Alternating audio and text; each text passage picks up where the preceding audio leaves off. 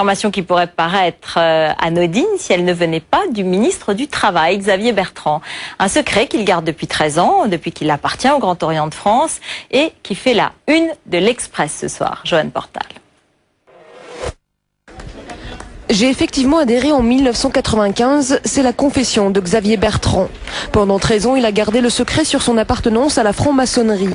De moi-même, je n'aurais pas pris l'initiative de parler, mais certains l'ont fait pour moi.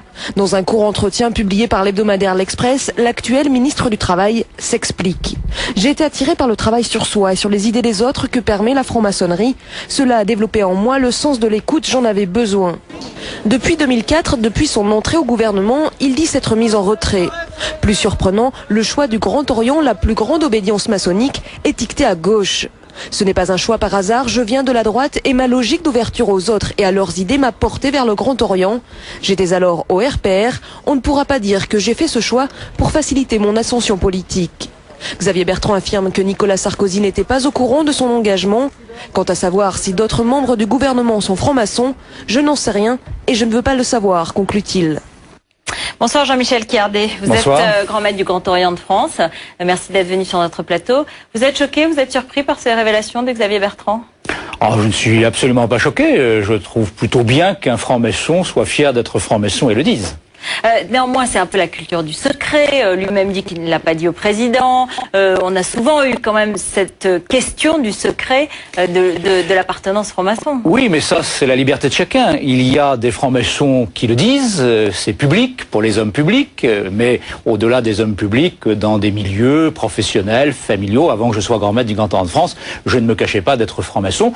D'autres qui préfèrent garder cette appartenance pour eux-mêmes. C'est ce qu'on appelle le jardin secret. Donc il n'y a à cet égard aucune espèce d'obligation, même s'il me paraît, en ce qui me concerne, qu'il est plutôt intéressant de dire que l'on est franc-maçon pour montrer justement que les francs-maçons ne sont peut-être pas toujours ceux que l'on imagine, c'est-à-dire des gens qui comploteraient dans des lieux obscurs. Non, ce sont des gens très ouverts et qui ont envie tout simplement de se former eux-mêmes et puis de dire des choses sur l'évolution de la société. Mais vous appelez quand même à cette publicité, parce que c'est vrai qu'il y a beaucoup de questions qui se posent aussi quand on ne sait pas si un ministre est franc-maçon et qui négocie avec un syndicaliste qui peut aussi lui être franc-maçon, mais que finalement seulement les deux personnes le savent et pas les autres. Est-ce qu'il peut y avoir des connivences, des complicités? C'est tous les doutes et tous les soupçons qui peuvent Absolument pas. peser. La maçonnerie, oui, mais ça c'est parce que c'est une mauvaise connaissance de la pratique maçonnique. Vous savez, il peut y avoir effectivement un membre du gouvernement et un syndicaliste qui soient tous les deux francs-maçons.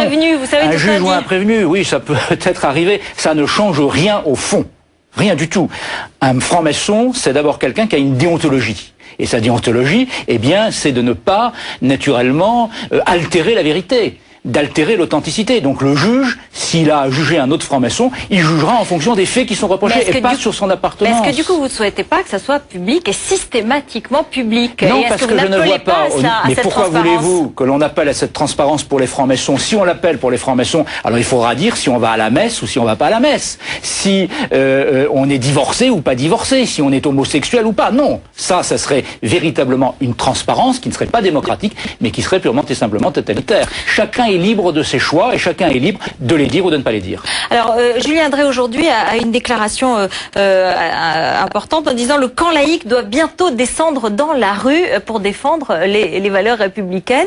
Est-ce que vous, comme grand maître du Grand Orient, vous avez l'impression qu'elles sont menacées aujourd'hui? Il y a cette polémique autour de la directrice de cabinet de l'Élysée, Emmanuelle Mignon, laïcité, qui a eu des phrases sur les sectes. J'ai vu ça, la laïcité, je ne sais pas si elle est en péril, mais en tout cas, un certain nombre de discours, et le Grand Orient de France, par ma voix, s'est prononcé très fermement à l'encontre de cette reformulation des rapports entre l'État et la religion. Alors sur les sectes...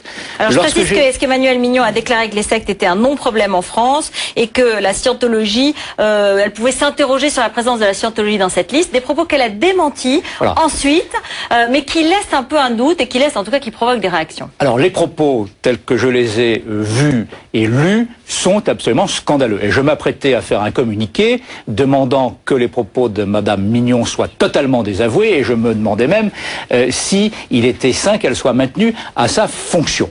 Alors aujourd'hui elle les dément, mais vous avez raison, il y a là-dedans un espèce de climat où l'on veut absolument dans l'État, dans l'appareil d'État, remettre au cœur de celui-ci la religiosité, la spiritualité, des cultes comme la scientologie. Je trouve ça non seulement tout à fait contestable, mais quand même très inquiétant. Alors descendre dans la rue, oui, si la loi de 1905 est révisée, le Grand Orient de France sera dans la rue. Mais attendons de voir l'évolution des choses. Mais le camp laïque, et le Grand Orient de France est certainement l'un de ses principaux membres et défenseurs de la laïcité, le Grand Orient de France est naturellement prêt à aller jusqu'au bout de ses principes et de ses engagements. Merci beaucoup d'être venu sur notre plateau, Jean-Michel Quillardet. Donc je rappelle que vous êtes grand maître du Grand Orient de France.